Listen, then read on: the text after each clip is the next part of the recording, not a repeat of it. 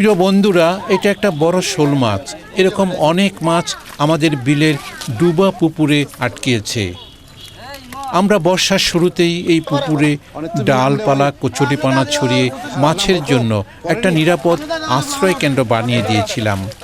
আর সেখানে এই মাছগুলো বর্ষার সময় বিলের নানা প্রান্ত থেকে এসে আশ্রয় নিয়েছিল। বর্তমানে শীত মৌসুমে এই পুকুর সেচ দিয়ে আমরা সেই মাছগুলো ধরার চেষ্টা করছি। প্রিয় বন্ধুরা, এখানে নানা প্রজাতির দেশি মাছের ছড়াছড়ি। আর এই মাছগুলো ধরতে আমাদের সহায়তা করছে আমাদের প্রিয় গ্রামবাসী। বিনিময়ে আমরা গ্রামবাসীকে টাকা দিব এবং খাবারের মাছ দিব।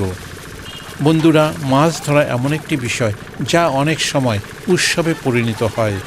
আর এই কাজে অনেকেই স্বতঃস্ফূর্তভাবে সাহায্যের জন্য এগিয়ে আসে।